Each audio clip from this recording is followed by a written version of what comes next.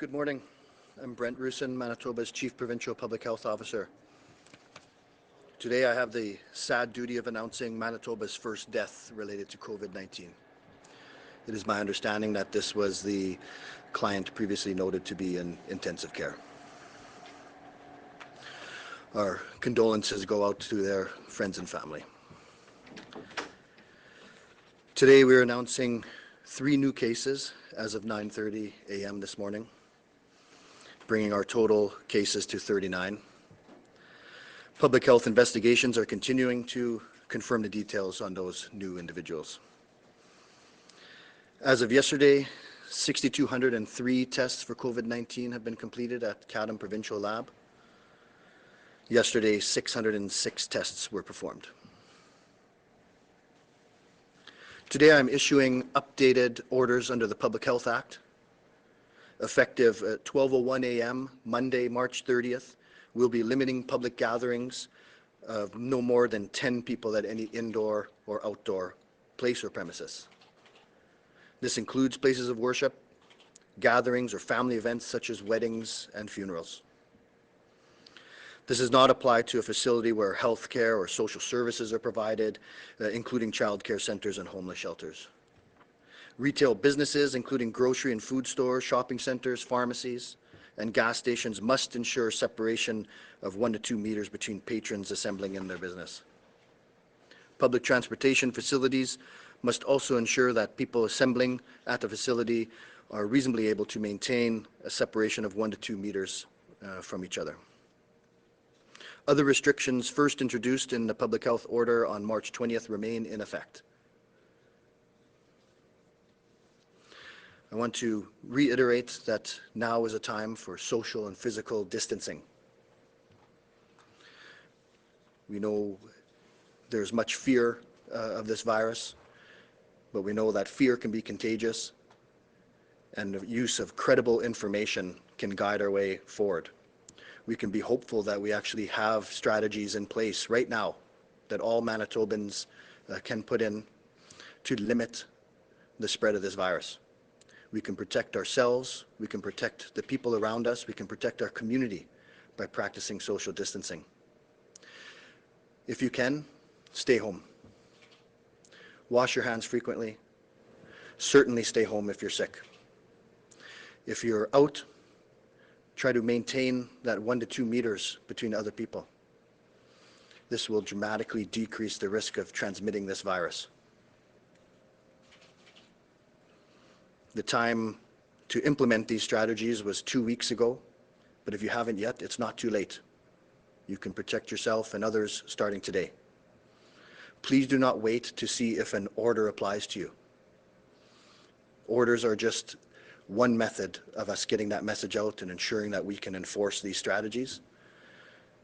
But whether or not this order directly applies to you, start now. Social distancing strategies, protect yourself, protect our community, protect our healthcare workers who are at the front line.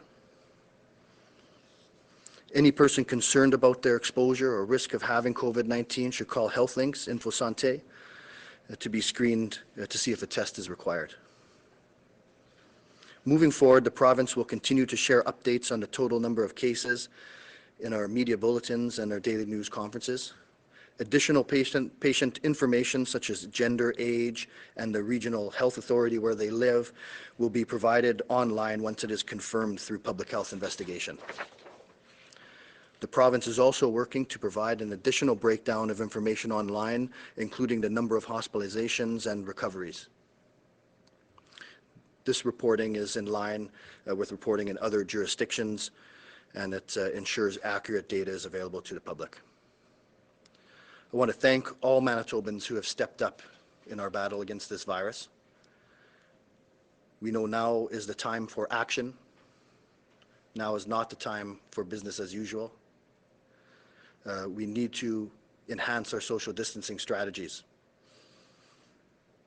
But again, this is not a time for dismay. We are not helpless. We have these strategies in place which will protect our community against this virus. So thank you to everyone who stepped up, And I know more and more Manitobans are going to be doing their part to limit the spread of this virus. So thank you very much. I'll pass it to Lynette. Thank you. Good morning, everyone. I'm Lynette Siragusa from Shared Health, the provincial lead for health system integration and quality, as well as the chief nursing officer. I would like to begin today by thanking Red River Community College. The college has been a wonderful partner to us throughout the COVID-19 planning efforts. Last week I announced that they had donated some of their advertising time for us, so we will put that to good use to make sure that public messaging is out there. As well, today I'm happy to announce that the college's Safety and Health Services Department has donated nearly 1,795 masks. These will be distributed among frontline healthcare workers and further bolsters our supply of personal protective equipment for our staff. Additionally, 14 health information management students at the college have joined our epidemiology and surveillance department. So those students will be assisting our efforts to track the virus here in Manitoba. So on behalf of all healthcare workers in our province, I'd like to express our deepest gratitude and thanks to Red River College for their meaningful donation and support. On to operational matters for today. HealthLinks yesterday received a record of 2,560 calls. The average wait time was 18 minutes, and technology was installed this morning to add hundreds more lines to HealthLinks and eliminate the busy signal that people were sometimes getting. So we hope that issue has been resolved. We understand there's the capacity to handle much more calls, and wait times and busy signals should be done. Our online assessment tool, both the English and French versions, have had nearly 306,000 views since their launch. So that's great. Community sites. So the new community testing drive-through site opened today in Portage-La Prairie and in Ericsdale. The Portage-La Prairie site is at the Stride Center, which is located at 245 Royal Road. Hours are daily from 9 till 3. The Ericsdale site is at the Community Wellness Center, which is located at 35 Railway Avenue. And the hours in Ericsdale are from 10 till 3, Monday to Friday. Discussions are ongoing regarding the testing site in Dauphin, so I don't have an update on that at this time. Additional locations throughout the province will be opening in the next few days, including a drive-through in Pine Falls that will be opening up on Monday, and we'll give you more information in the days ahead. As a reminder, Manitobans need to call HealthLinks to receive instruction as to whether they need to be tested, and these testing sites are not walk-in clinics, so you do need to get referred to them. A couple of other updates I wanted to share. So as we mentioned yesterday, Dynacare has begun contacting individuals to report negative COVID-19 results. And for those who have been patiently waiting for their test results, the representatives from Dynacare will be clearly identifying themselves and the reason they're calling. They will ask several questions to confirm your identity, make sure that you're the person they want to talk to. So, but we do want to be clear that these individuals from Dynacare who are calling to give you your lab results will never ask you for any credit card information or financial information. So please don't confuse our Dynacare staff. It will take a few days to work through this new process and catch up on that backlog. Manitobans may sometimes receive more than one call, so just we ask you for your patience as we sort through this. And reminder that those who have tested positive for COVID-19 will receive an expedited phone call from public health. The other thing I wanted to talk to you about was contact tracing. Contact tracing is obviously very essential to the work that we do in trying to contain COVID-19. After a positive case is found, public health officials will almost immediately contact that patient and get as many details as they can about where they've been and who they've seen.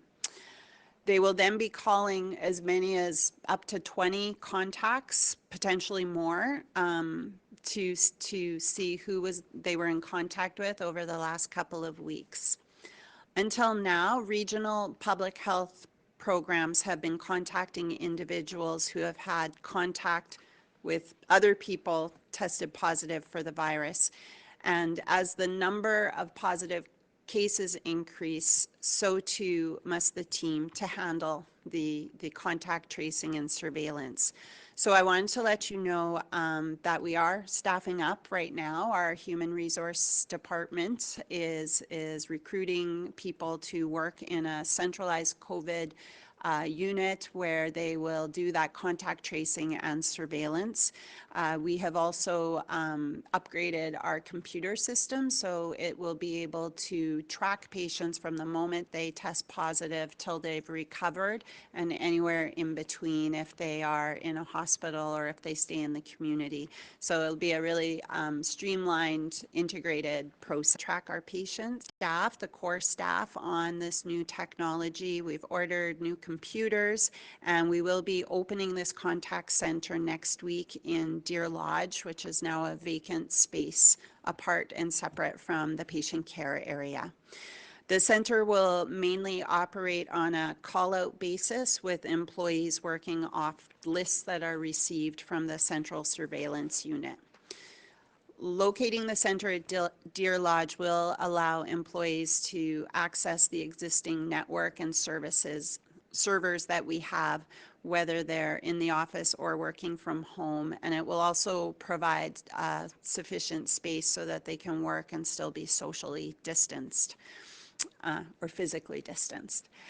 The work this unit does is integral to limiting the spread of the virus, but they can't do it alone. And I would just remind everyone, it's up to all of us to practice social distancing and stay home if we're not feeling well. And finally, I did also just want to let you know, because it's coming up a lot, and I just want everyone to know that we are working on for individuals who need to self-isolate but are not in a great position to self-isolate, whether it's their living condition or their family size. It's really important to have that social distancing when you've been tested positive for COVID-19. And so in discussing with other jurisdictions, we know this is actually a core part to containing this virus. So I just want Manitobans to know we are looking very closely at options. We've got some great opportunities we want to share with you soon to mitigate any close contact spread during self-isolation. And I will open up the lines to questions. Thank you. Just a reminder to the reporters online, you're allowed a primary question and a follow-up question. And then we'll see if time permits if we go to the second round. And please introduce yourselves fully before you ask your question. From CTV, Michelle. I'm just wondering if the death, can you tell us a little bit more about it? Like, was this related to the dental conference in Vancouver that some dental people from Manitoba attended? It was a death related to COVID-19, but we're not going to be discussing any further details regarding the individual. And the 3 new cases, can you tell us whether or not those are travel related and what you know about those cases? Right, so in our efforts to report on cases as soon as we can, we're often reporting on these before I have the public health investigations back in front of me. So we reported those cases. The investigations have commenced and are ongoing, and we'll provide further information online.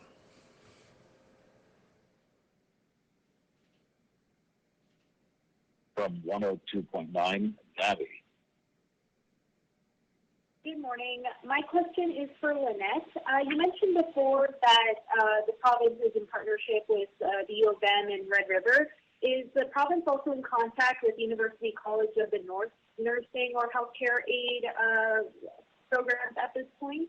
Yes, we are. Good question, Abby. So we've sent communication to all the, for sure, all the universities and colleges. So that also includes University of Brandon and the College of the North, just letting them know that we support students and we will make sure they have safe environments and mentorship if they're wanting to come work during this time.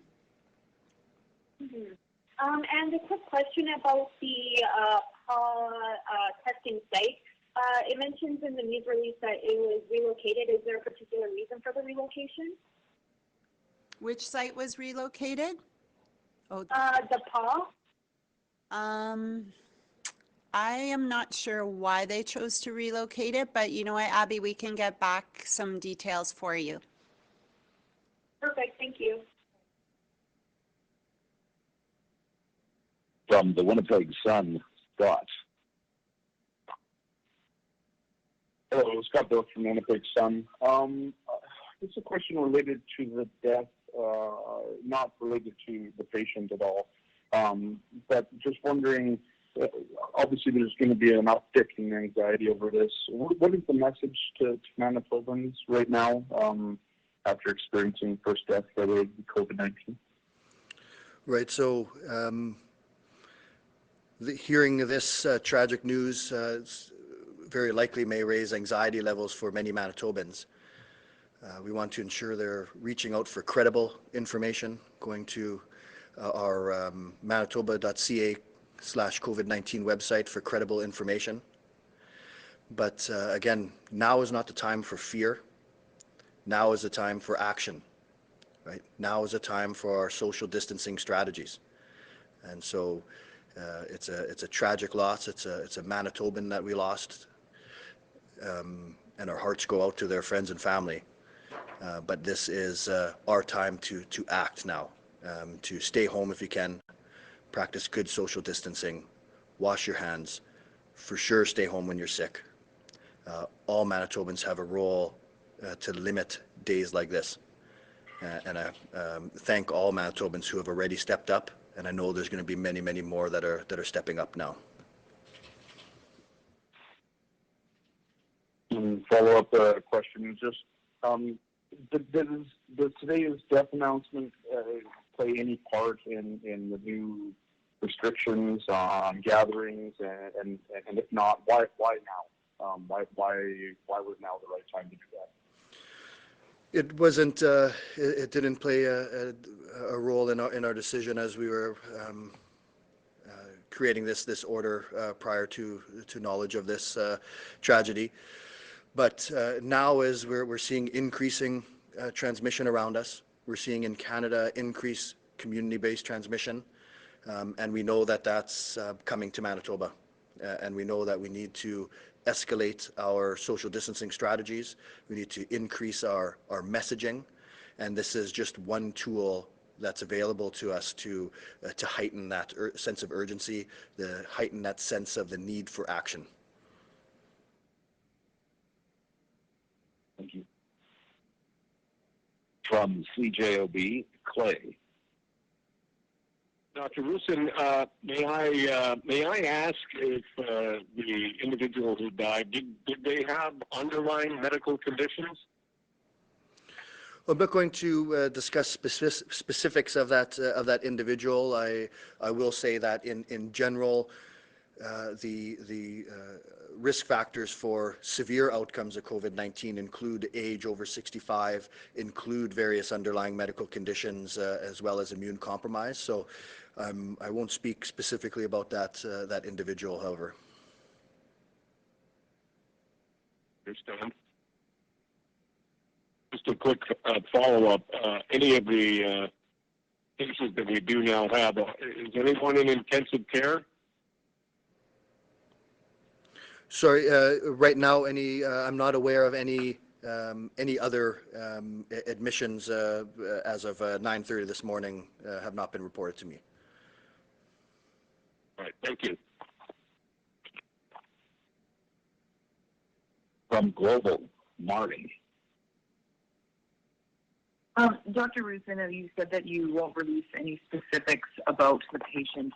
Can you just talk a little bit more about why you won't do that? Because I'm sure some other Manitobans would want to know, if they had contact with this person or if they traveled with this person. Can you talk a bit more about why you won't release that information, or have you been in touch with people who may have been in close contact with this person? Right, so that's long been done. So as we state, as soon as we receive a report of a case, even a probable case, public health leaps into action, and they immediately ensure that individual is isolated.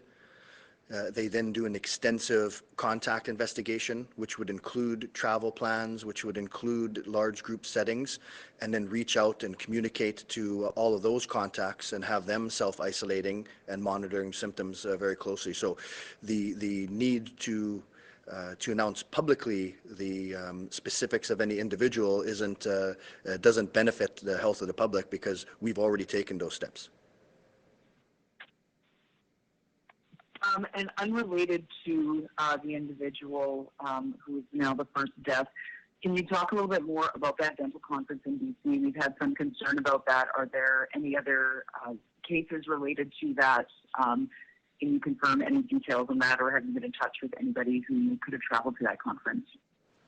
Well, we do know that in multiple jurisdictions there has been confirmed cases from that conference. And everyone who had attended at a conference had been notified of the need to self-isolate. And so we're well aware of it. We've been following up with our typical approaches to cases and contact investigations. But I'm not discussing specifics of cases and their contacts. We investigate, we reach out to close contacts as appropriate, so we don't release to the public the specific information.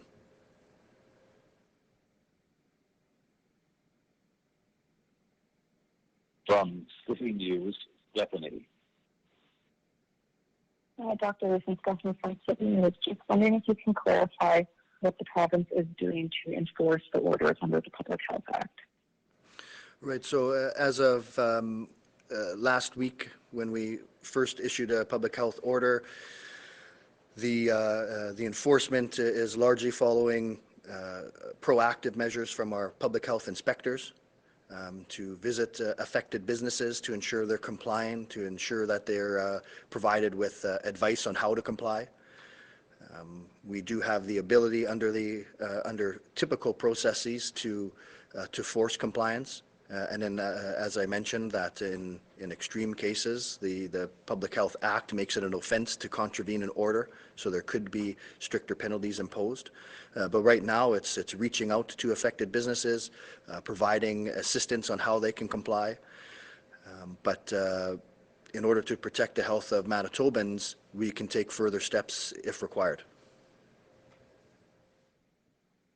Right. Can you just say how many inspectors are working on this, or if people notice people are in contravention of these guidelines, where they can call or what they should be doing? There is, as we have the orders escalating, we're going to have posted on our website an email that that individuals could utilize. There's different activities that will direct for 4 or 5 different intake possibilities for people. So we're going to be posting that on our website for people to be able to report certain issues or have any questions. But again, the reminder is that this is not about issuing fines. This is about Manitobans realizing that now is the time for action. Right? So these orders are just one tool. They're not our only tool. They're needed, they're in place, and so we're going to utilize them. But we just want Manitobans to know that now is the time for action. If this order doesn't apply to you, it doesn't mean that social distancing strategies don't apply to you. right? It's everyone's role to work on those right now. And I send a thanks again to a lot of Manitobans who I know are having a rough time with these measures. But together we're going to get through this. But we need everyone working together.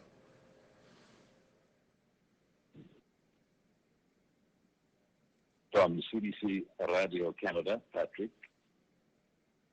Yes, hi, Patrick Foucault, Radio Canada. Are we aware with these new cases if there's any health worker that has been tested positive?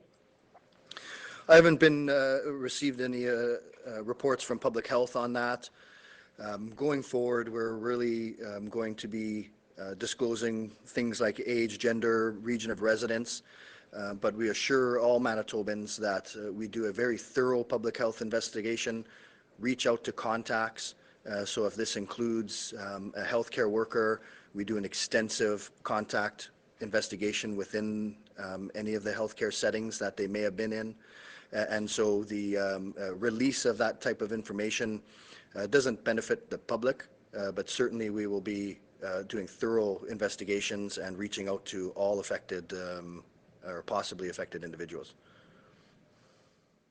And I guess the next question would be for Lynette. Do you have an idea of what the wait time is for the French info santé services?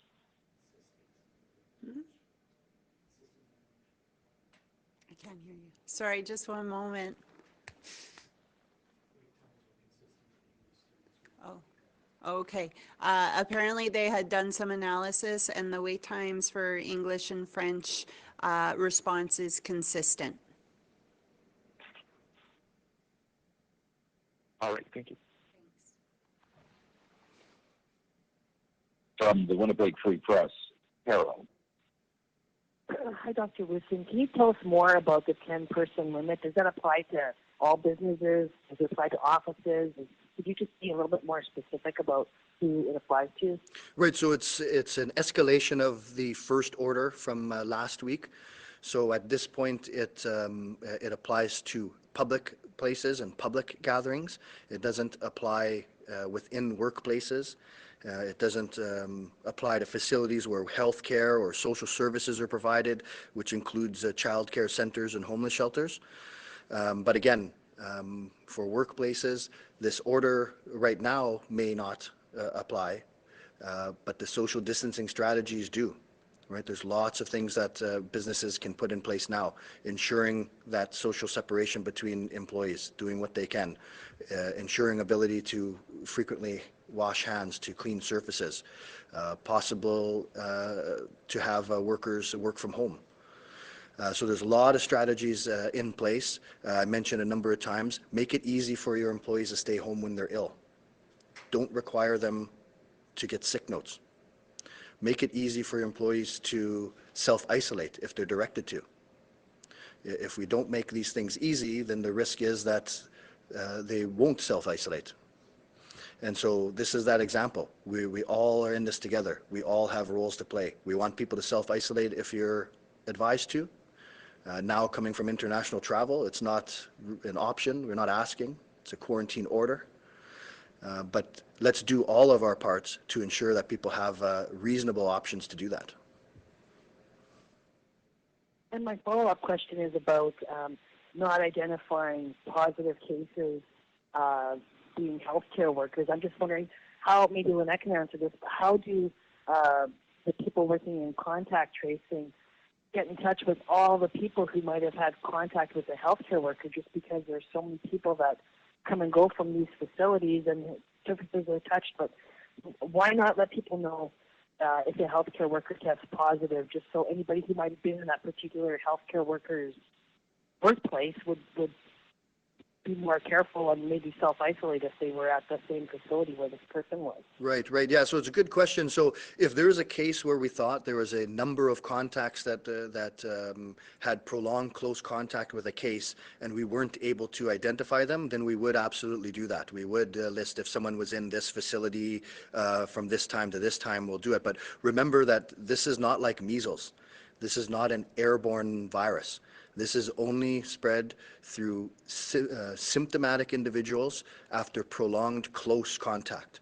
So if this person was working in a certain facility, not everyone who's been in that facility needs to be contacted. Only people who had close, prolonged contact with this individual. So the contact tracing, when you mention it, it does sound daunting, but this is, like I said, the expertise of public health nurses. This is what they do for a living. So we don't just do this contact tracing for cases of COVID-19. They do this extremely well for other cases such as meningitis, where we need to urgently track down contacts and provide them with treatment, in fact, prophylaxis. So they do this all the time, and they deal with different scenarios. So we rely on their expertise, and they perform their jobs quite well.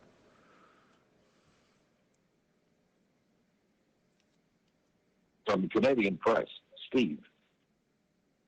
Steve Lambert from the Canadian Press.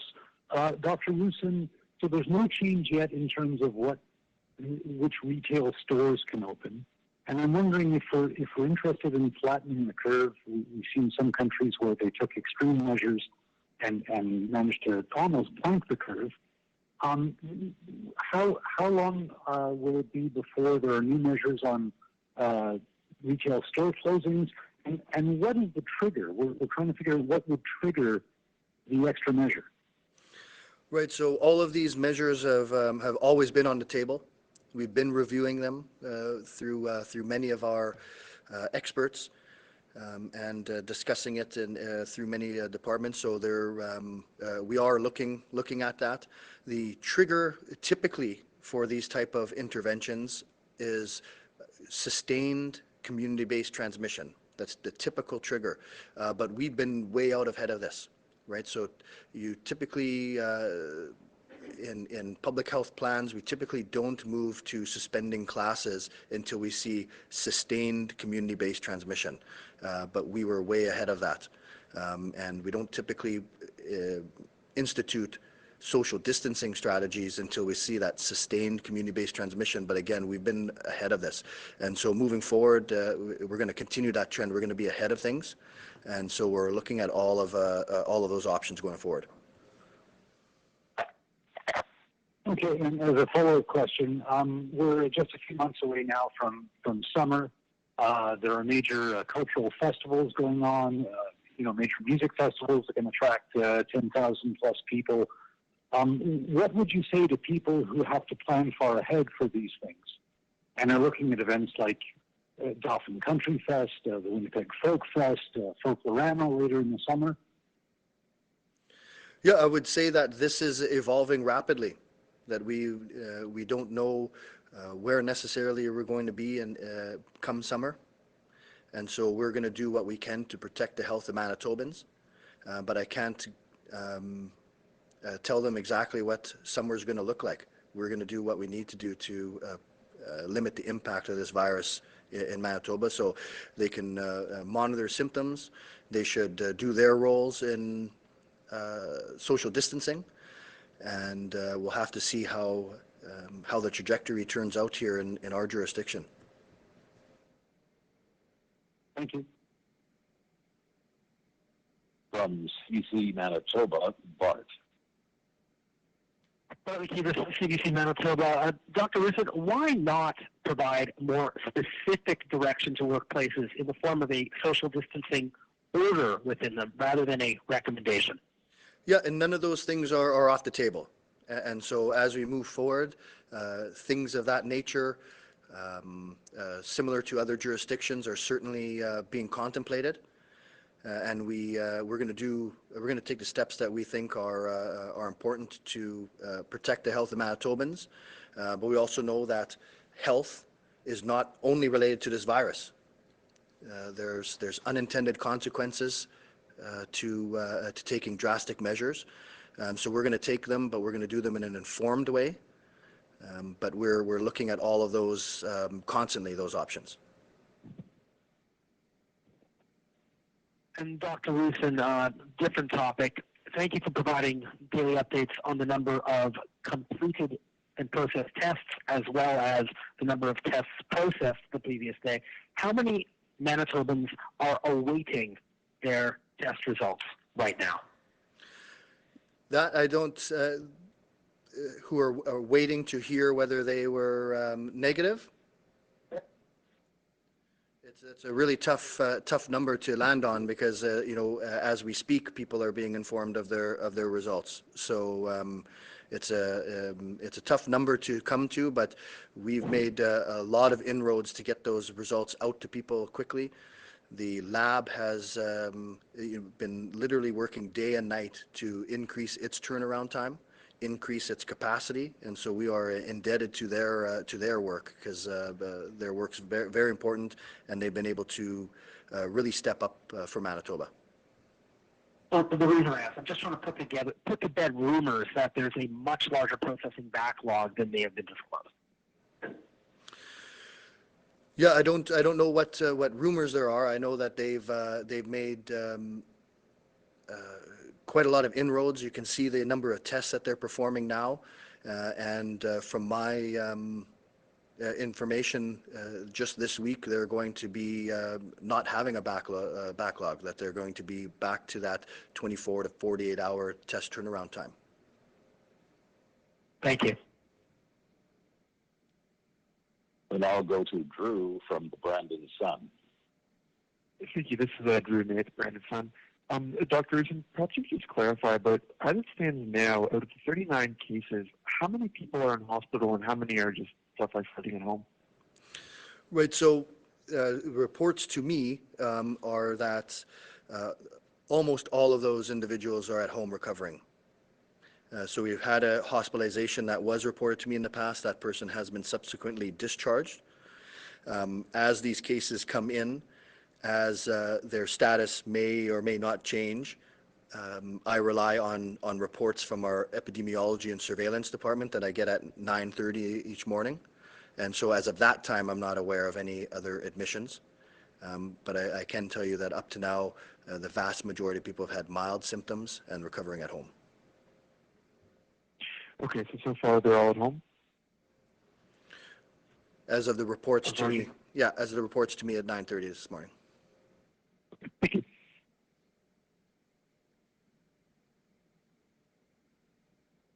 We'll try now for Denise from Reuters. Yes, hi. I have a question about testing. I'm wondering if you have adequate testing chemicals like reagents in their province.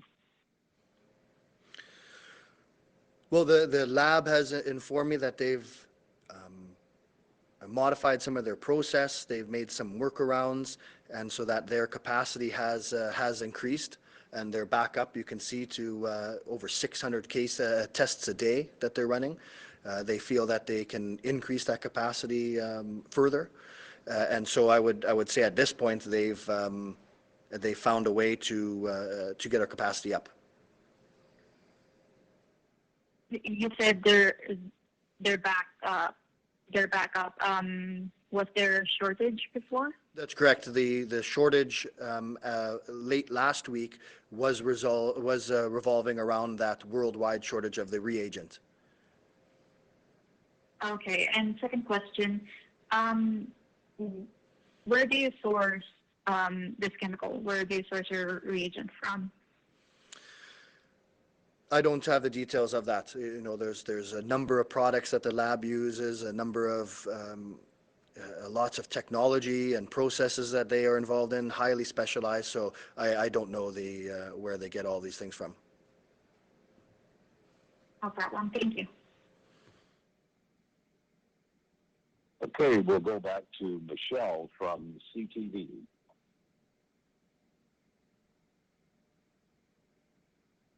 There are no further questions. Okay, thank you. Navi, 102.9. Hello, this is Navi Ball with 102.9 CHM. I just have a quick question for Dr. Roussin. Did you mention where in the province the 3 new probable cases are from? I did not mention because we just got the lab results reported to me this morning. So we're committed to notifying Manitobans of new cases as soon as we know, but I don't have the details of those in front of me. Those have all been out to the regions, and action's already been taken, but those details aren't in front of me. Okay, and a quick follow-up for Lynette. The site that's been relocated, is it still just a regular community testing site, or is it a drive-through? I believe it's just regular, not a drive-through. Okay, perfect. Thank you. You're welcome. Over to Scott from the Winnipeg Sun. Yeah, this one's for, I guess, Dr. Roussin. There's a probe research poll out today saying that younger men are most likely to believe that the crisis is overblown. What is the message to people, I suppose, that just aren't aiming to get it at this point?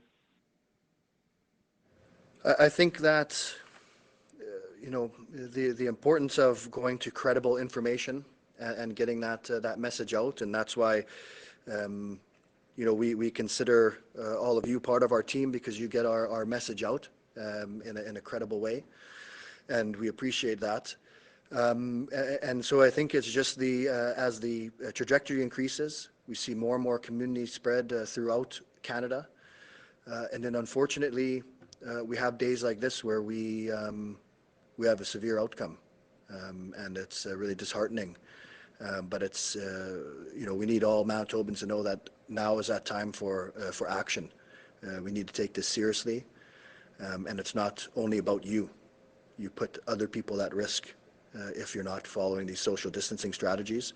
You're putting our healthcare workers on the front line at risk. You're putting people around you at risk. You're putting yourselves at risk. So I want everyone to take the time, go get some credible information, manitoba.ca/COVID-19, and do your part. Do your part. It's to protect all of us. Thank you. From CJOB, Clay.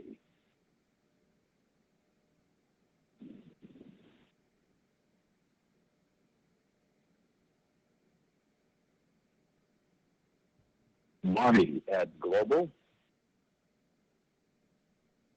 Just a follow-up on the 10-person limit. Can you talk a little bit about how this will be enforced and who enforces it, and what can people do if they see somebody not abiding by that 10-person restriction? Right, so we do have the ability to enforce it. Certainly, it's an order under the Public Health Act. So right now, our public health inspectors are involved, certainly around businesses. We will be engaging peace officers, which could be involved in this as well. But again, this is just that one tool. Right? This isn't the answer. This isn't our strategy. This is just one tool in our strategy, just helping us get that message out that this is important. We're going to use the powers that we have to protect the health of Manitobans. So now is that time to act. We need people to change the way they live. We know it's difficult. We know that a lot of people are, going through some rough times because of this. But it's for the health of all Manitobans. Protect the people around you. Protect our frontline healthcare workers. Do your part.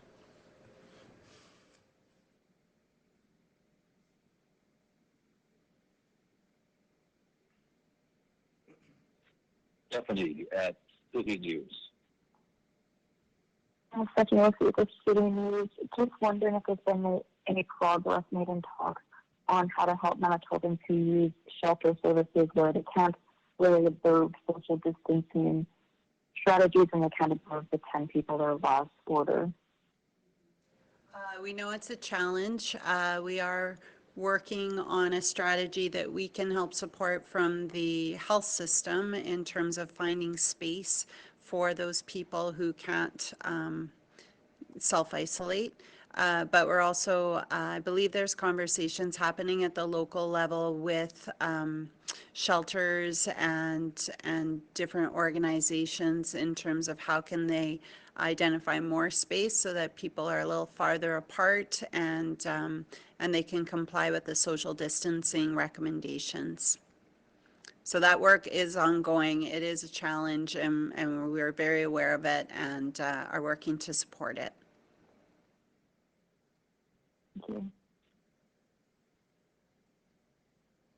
From CBC Radio Canada, Patrick.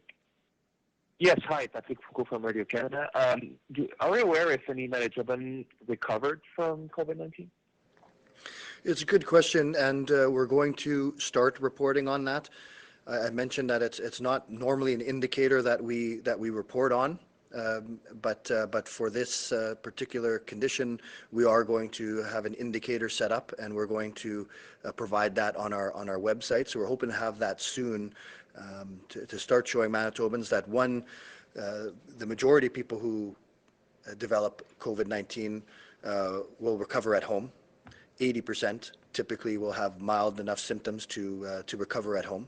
And so we want to show that that hope to Manitobans, that now is not the time for fear, but it certainly is the time for action. But we're going to be providing those type of measures online. Thank you. And my apologies if you already answered that today, but I was just wondering, so we're not talking yet about community transmission in Manitoba, do we? When we're discussing community-based transmission, we are going to be looking for these cases that might be termed the pop-up cases, cases we can't link to a known transmission chain.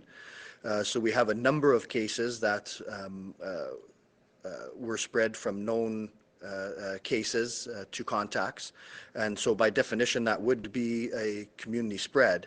It's just when we can link it to a known case, it's not giving us that indication of widespread or sustained community-based transmission, so that's not what we're describing right now. Thank you. Carol from the Winnipeg Free Press. Hi, I have another question about lab testing. I'm wondering about CADM Lab is now able to do its own confirmations, right? And I'm just wondering, is that affecting how many false positives and negatives you're seeing? No, that will be, they have a strict validity protocols that they have to follow. And so we expect the high sensitivity, high specificity from their tests. And so we know that with any test, there can be false negatives and false positives. There's no way around that, but they have strict standards there, so we're relying on their results. And have they had to validate their processes or procedures with any overseer or any regulatory agency? That's correct, and so that's why they're able to do the in-house confirmation now, is because they go through validity testing with the national lab over a number of their first samples. So now that they've run many samples, have had positives, had returned confirmatory results, now they're able to do the in-house confirmation, which is typical of many jurisdictions now.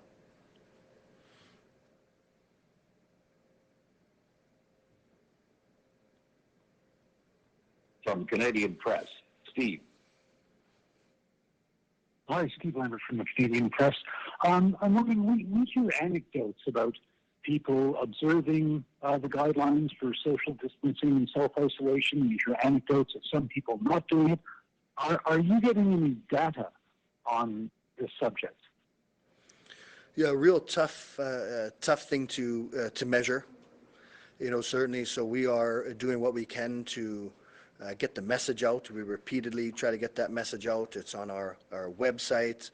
It's in the media, and we continue to try to get the message out. A real tough thing to actually find an indicator and measure, but we'll take whatever steps we need. So we're enhancing our public health orders to ensure that Manitobans know that we're taking this seriously. We expect them to take it seriously, and from what I see and hear, many Manitobans have been taking us seriously right from the beginning, and so we'll thanks out to them, and I think more and more Manitobans will be getting it on board because we know this affects us all. We are truly in this together, and your actions affect other people, and so please, I want everyone to understand their role. Now is the time for action. Yeah, understandable, but you know, the other things that are easier to measure, and there are other things to focus on. But given that it would obviously affect the transmission and the spread of the of COVID-19, are you getting reports on individual cases? Are you getting any data as to an indication as to whether people are taking it seriously completely? You know, I don't know what data would look like to be able to really synthesize that and put it together. So we're going to rely on our messaging. We're focused on our surveillance, leading us to some modeling numbers dealing with the condition itself. But you know, I think there may be some studies underway looking at compliance with these type of social distancing strategies, but we are not in a position to be you know, engaged in those right now. So we're going to get the message out. We're going to keep getting the message out. We're going to use all the tools we have necessary, such as public health orders. But we don't have any active data collection on whether who is or who is not complying with social distancing strategies.